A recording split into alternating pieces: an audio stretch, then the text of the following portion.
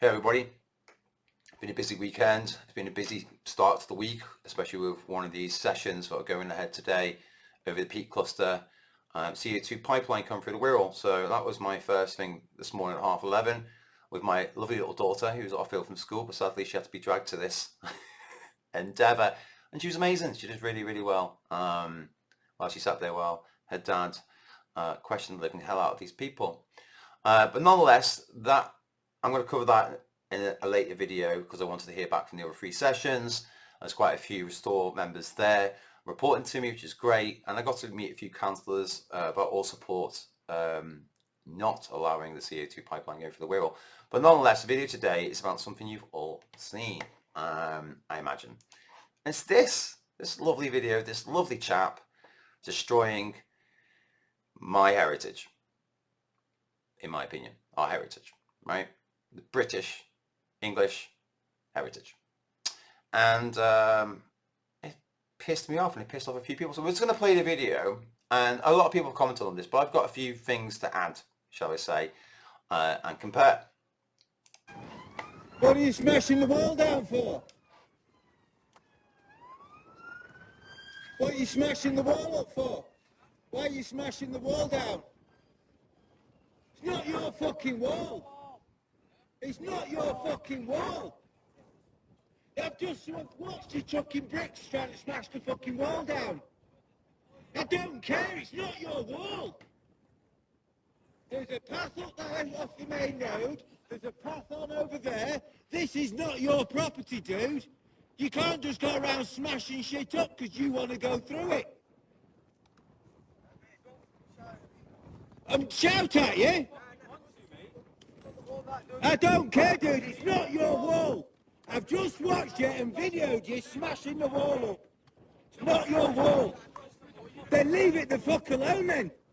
Then leave the wall alone. It's a dry stone wall. It's been up for hundreds of years. Dry stone wall, hundreds of years. Cost thousands of pounds per metre to put it right. And you think... It's a random chap, middle of the countryside, pulling apart a dry stone wall.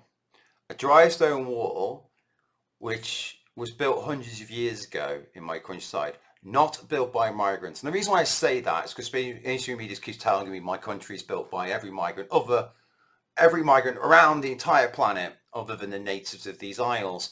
And I'm telling you now, English natives built that wall. And the sad reality of it is because we've become this sort of technocratic, freaking service-built mess of a country, we've lost people with the skill to repair that wall. So to get some specialist out to repair that will literally cost thousands of pounds. And the fact that me, as a British, native, can sit there and appreciate the fact of how hard that is to build that wall. And that wall ain't short. It goes on for miles, right? Second contention, everybody keeps saying, but if he was trying to get through the wall, why didn't he climb over? Why didn't he go around? He wasn't trying to get over the wall. Let's be brutally honest with you. He had his headphones on and he's just grabbing bricks and casually just throwing them aside with no rush, no urgency, with his music on, destroying our heritage. And the lad obviously has been raised in the UK or born in the UK, but nonetheless, it's not his land, right? And I know the analogy of the Chesterton Gate is Chesterton's Wall is quite apt here, shall we say. But this is no respect. This is no respect at all. And something taught to these people. And this is one of my biggest contentions, is even when children of migrants are born in the country, first generation migrants born in the country, and migrants come to the country, they do not have the same ideals, ethics and morals as we do. They do not appreciate our heritage in any shape or form. And this is like looking at the Syrian war a couple of years ago when ISIS went through all the heritage sites and destroyed everything, just smashed it all up, statues, carvings, whatever you name it, smashed up and robbed. Absolutely no respect for the heritage and lineage and ancestry of the Syrian people. So if that's the own people of Syria, and that's just one place, Nigeria, Somalia, Eritrea, all these countries where nothing has grown, everything is destroyed. There is no respect for anything. And in our country, we did have a high standard of respect. Again, if I go to Japan, we always use this analogy, if I go to Japan, I'm not going to go to the torii gates and take a freaking, I don't know, a hatchet and start cutting it down and be like, it's in my way, he's trying to climb over it. Yeah? No, I deserve to go to jail and be in prison. That lad should at least be fined or given community service for destroying that wall. And what gets my back up about this is that this would mean there's no respect from foreigners in the country. Here we go. Here's another incident that just popped up. Right. What the hell is this? Right, ready for this? Oh, any sound? Do we get sound? Ooh, big sound.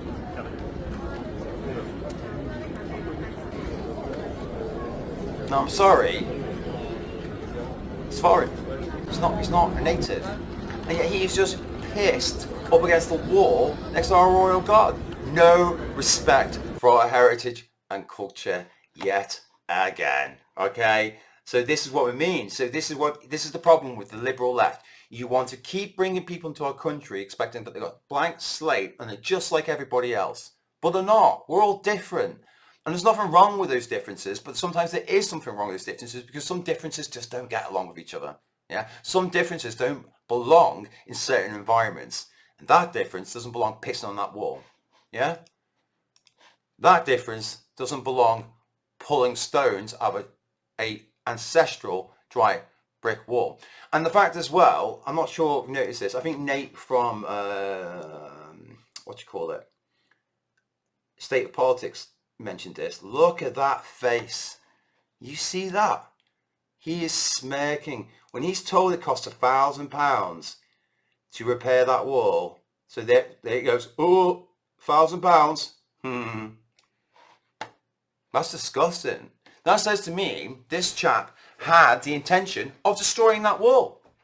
Yeah? And this is the other problem I have. For the last bloody decade, I have been propagandized by media to tell me that my culture is trash.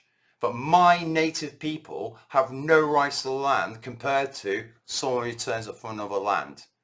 And that you can do anything in my country, and if I speak up, I'll get arrested. If I try and defend or stop or do anything to the perpetrator, I will be the one more in danger.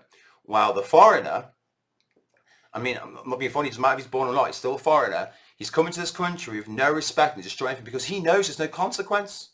Like, will we get a follow-up story that he was prosecuted for community service and fined? Because he should be, right? But the point being is, he has no respect. And it's not necessarily his fault, because no respect was given, it was instilled in him by his parents. No care was instilled to him by government. Again, like, I remember decades ago, you have to at least learn English to be in this country. And that was apparently just a facade, because there's no requirement or standard anymore for you to be here. You just have to say you're a refugee. And if you go off the BBC to fast track your refugee and asylum status, you just say you're gay, right? And we've seen all that. I'm quite shocked that the BBC covered that. And that's why it annoys me as well. It goes back to one of my very first videos when I was starting this palaver several weeks ago. Is this diversity drive to make Britain's countryside more welcoming to minorities after a report found it was too white and middle class. Now the report, I'm not sure if this one specifically covers it. Oh, that's a bit crap. Where is it? The full report. Ah, you're annoying. Is this it? Oh, you're trash. I know anyway, the full report went on to talk about basically there wasn't enough halal in the countryside and mosques.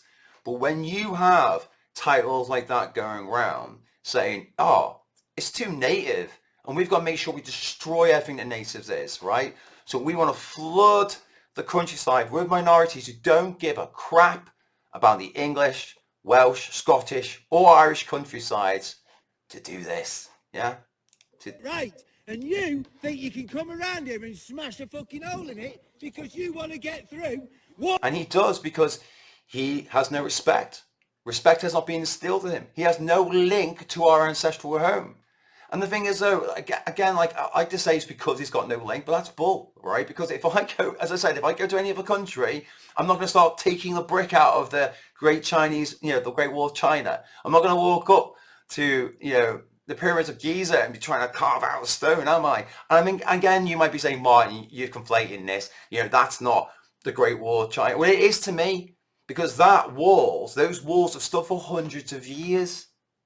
They are part of my ancestry. They're almost a lost skill, a lost art, just like the art and skill used for the Egyptian pyramids. Not exactly the same, bit of a difference in time between them, but you understand there are certain arts we lose over time. So our heritage and things of the past we value more. It's not yours. And that's the key thing here. The guy says it's not yours. Walk down there's a fucking gap in the wall down there. Walk through that one. What gap? Walk down that wall and you'll find one that's already fucking opened up down there. There is no need for you to be smashing the fucking property up. What are you recording me for though? To put you on Facebook. Why are you putting me on Facebook? So he's like, why put me on Facebook? Because you're being a little crim. You think you can just get away with this? It's